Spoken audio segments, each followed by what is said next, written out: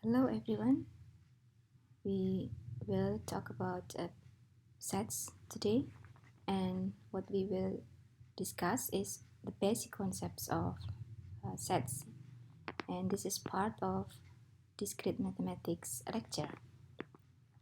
Okay, so let's start. Set is very important in computer science because it is one of the basic building blocks for the types of objects. It is very important for counting because in counting, when we want to count objects, then we need to define first what actually the sets of the object. And then in programming languages, they also have set operations like union, intersection, and so on. Set is defined as an unordered collections of objects. So we don't consider the order of the objects in the collection, but we need to define which one is the member and which one is not. An example of sets is the set of the students in this class. That's an example of a set. And then the chairs in this room, in your room. Yeah. Each object in the set is called the element or a member of the set.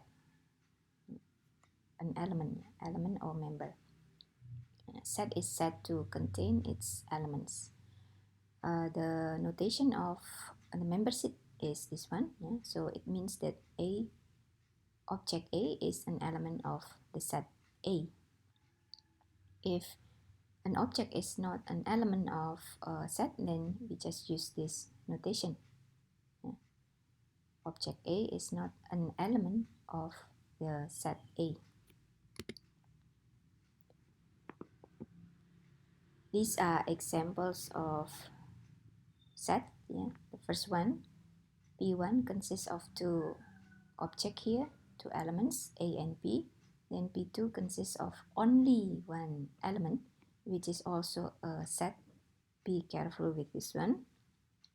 And then set P3 here consists of only one element, but the element in P3 also consists of one element, yeah, which is a set. So the element here, the element of P3 here is a set, and the set also contains another set. Yeah. Okay, so from these examples, we can say that A is a member of P1 here. P is also an element of P1, but A is not an element of P2, yeah, because as we can see here, actually P2 consists of only one element, which is also a set. If we compare the element of P2 with P1, then actually P2 consists of one element, which is P1. Yeah, so P1 is an element of P2. But P1 is not an element of P3 because as we can see here, we need to have another set that contains P1 to be the member of P3. So P2 is the member of P3. Yeah.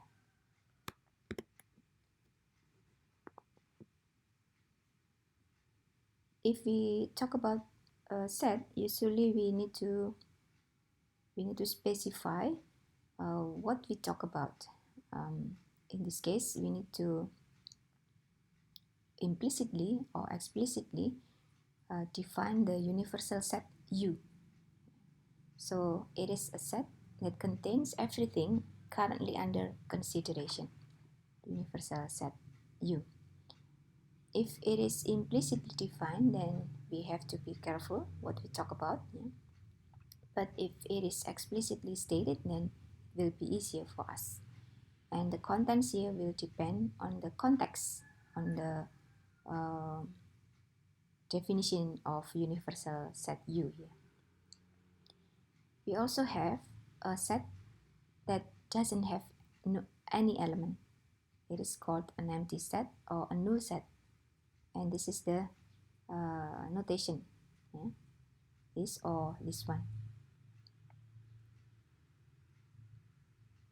The empty set here is different from a set containing the empty set. For example, here, the last example, this is a set that contains an empty set, and it is not an empty set. The set itself here is not an empty set.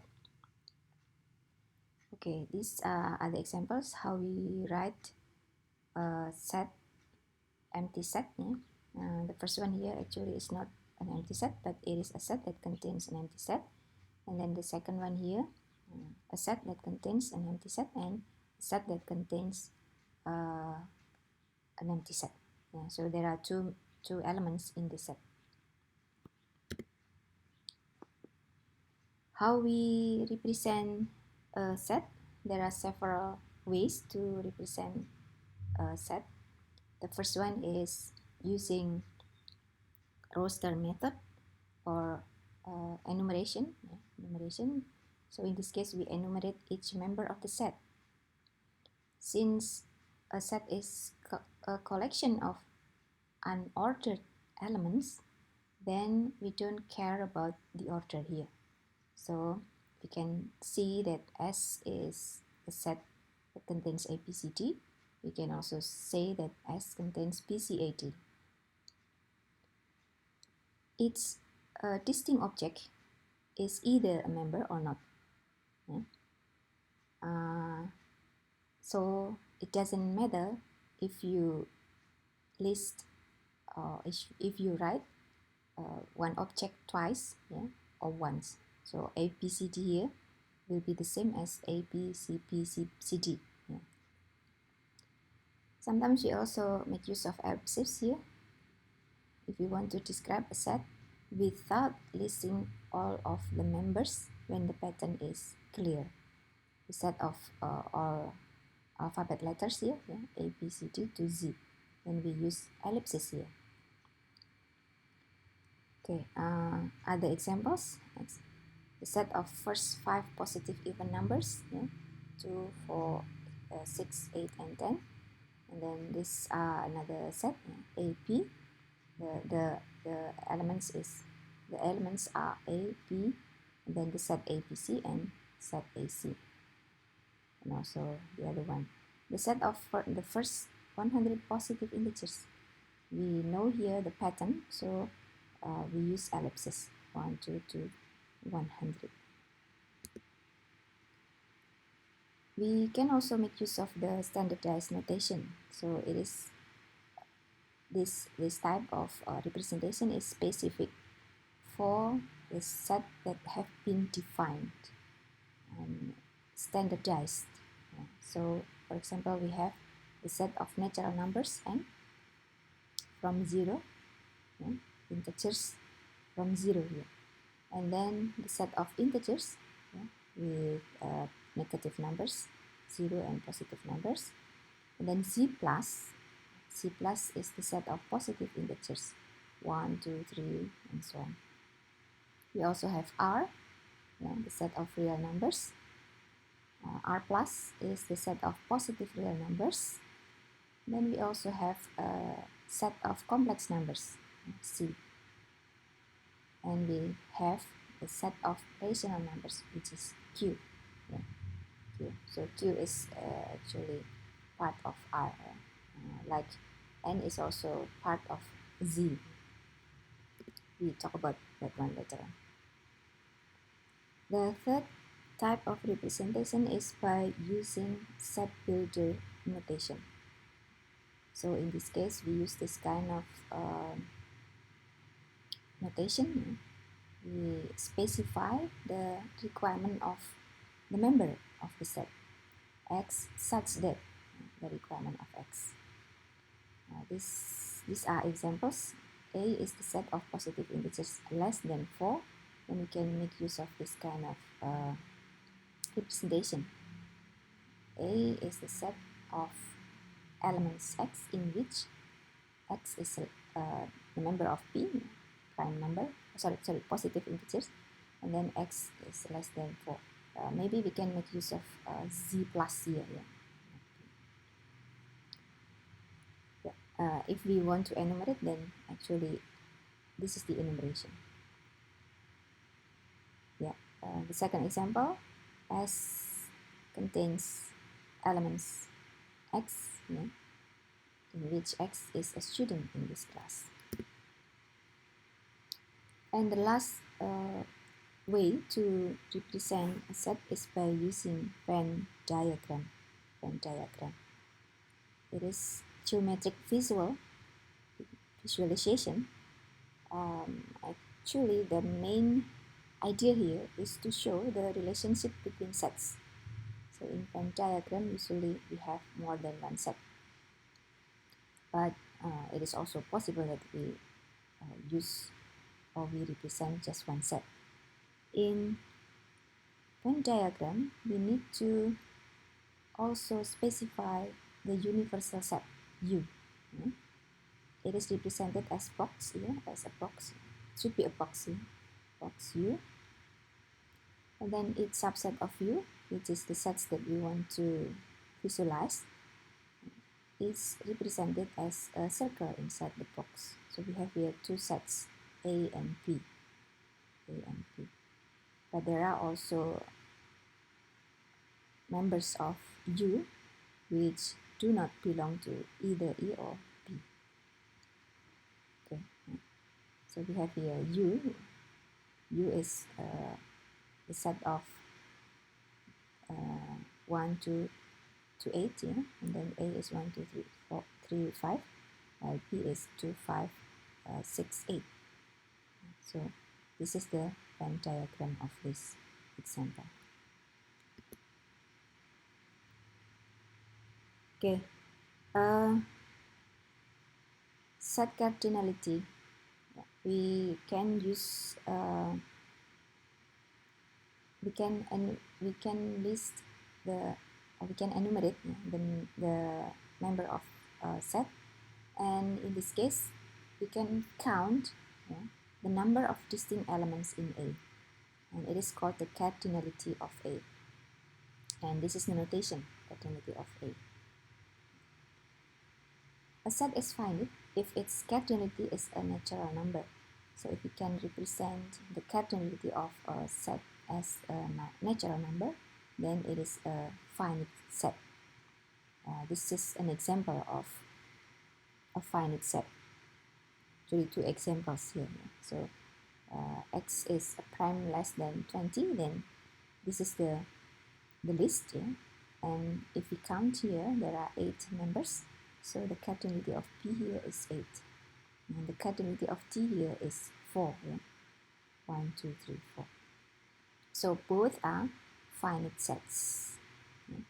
But if the cardinality of the set cannot be represented as a natural number, then the set is called as infinite set. The set of natural number 0, 1, 2, 3 until infinity, we cannot represent the cardinality of n as finite as natural number because it is infinite. So n is infinite. N is infinite because the cardinality of n is not a natural number.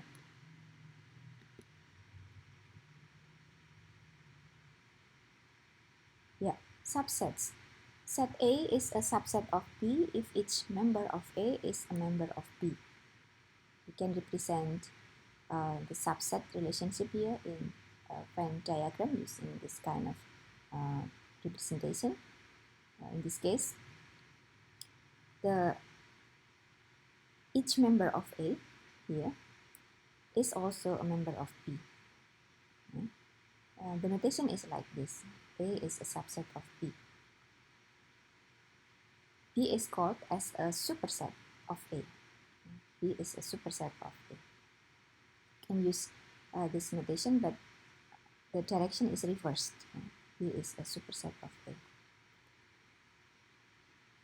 For any set A, then it is a subset of itself. So A is a subset of itself. And then we also have this common agreement. The null set is a subset of any set. So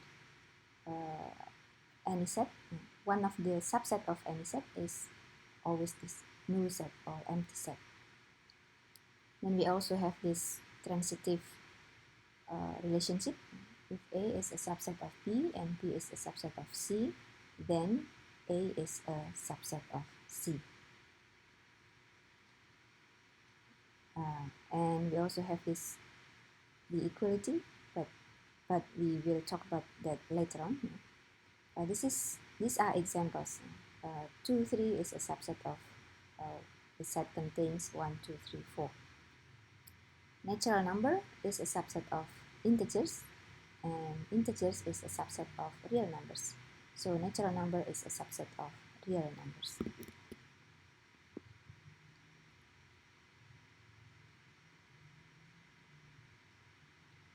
Then we also have proper subsets. Proper subset.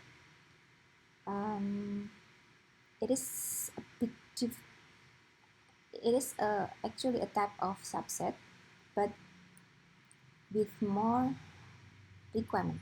So we have here this notation. This is subset, general subset, and we have here proper subset. Proper subset. A is a proper subset of B. In this case, A is a subset of B, but A must not equal to B. That's the difference. Because in general subset, actually A can be this one. This is actually to represent that A is a subset of B, but it is possible that A equals to B. Proper subset has the specific requirement here. A specific requirement here. So A must not equal to B. So A is a proper subset of B. These are examples of the proper subset of a set. So we have subset that contains only 1, subset that contains only 2 and 3. Yeah, each of them doesn't equal to the original set, which is 1, 2, 3. So they are called proper subset of the original set, yeah, which is 1, 2, and 3. To show that a set is a subset of another set, then we need to show that each member of the set also belongs to the other set. So if A is a subset of B, then we need to show that if X belongs to A, then X also belongs to B. This is an example of showing a subset. The set of all computer science students in this department is a subset of all students in this university, because we know that every computer science student in this department is also a student in this university. And then to show that A is not a subset of B, then we need to find a kind of counter example that X equals to X is the member of A, but in this X is the member of A, while X actually is not the member of B. That's to show that A is not a subset of B. So we need to find a counter example in which A is not, in which there is an element X which is a member of A, but it's not a member of B.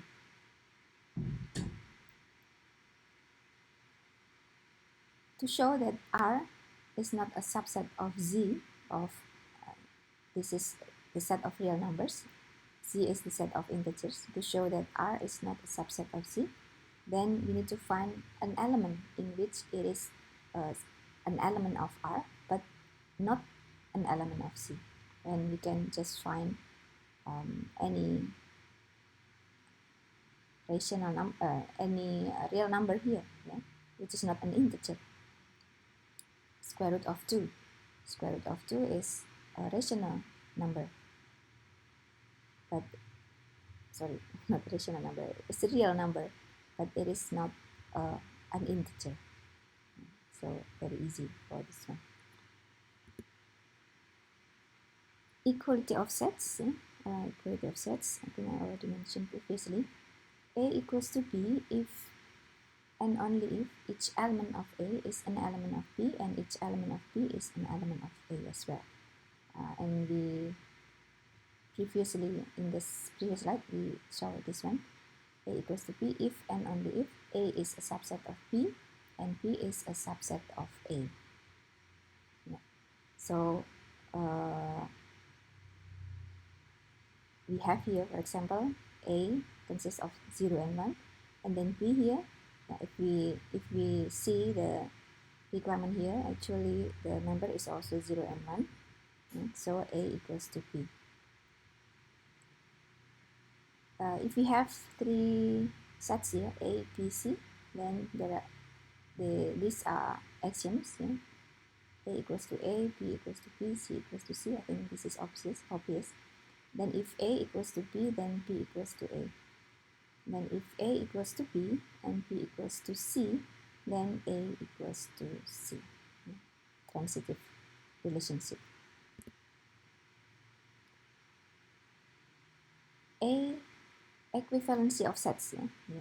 A is equivalent to B if and only if the cardinality of both sets are the same. We use this notation, equivalency. So it means that the cardinality of A equals to the cardinality of B. We have here, for example, A is consists of 1, 3, 5, 7. So the cardinality of A is 4. And then B consists of A, B, C, D. The cardinality is also 4. Then A equivalent to B. A equivalent to B. If two sets do not share a common element, then they are called disjoint. And we use this kind of notation to show the two sets that are disjoint. A and B are disjoint. If we see the representation in Venn diagram, then it will be something like this. There is no intersection between these two sets. These are examples. These are examples. X here is actually a prime number, less than 8, and B is larger than, of course, larger than 8 here. So it means that A and B are disjoint set. And then the last concept is about power set. Power set here is a set which elements are all subset of A, including empty set and A itself. This is the notation BA, or 2, it is a kind of exponential 2 to the power of A. The power set of A, actually. The power set of A. The cardinality of the power set of A is 2 to the power of m. In this case, m is the cardinality of A. So if a set consists of only one member, then the cardinality of the power set of A will be 2 to the power of 1, which is 2. Which is 2. Okay, these are examples of power set.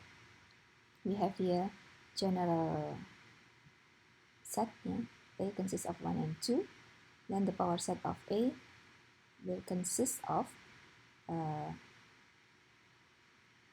the 0, it's the empty set, and then A itself, and then 1 and 2. So there are 4 elements of the power set of A. And as you can see here, each of them is a set, is a subset of A. Okay, now we have here a null set or an empty set. So the empty set consists of only 0. There's no element here, 0 element. So we will have 2 to the power of 0. 2 to the power of 0 is 1. So the power set of empty set will consist of only this set, which is itself. And then the power set of this element, this set here, it consists of one element, which is the empty set. So the cardinality is 2 to the power of 1, which is 2 to the power of 1, which is 2. Yeah? So it will be, the element will be 0 and itself. Yeah? Itself, yeah. Okay, I think that's it for today. We already discussed concepts of basic concepts of set, and thank you for watching. I will see you in other videos. Thank you.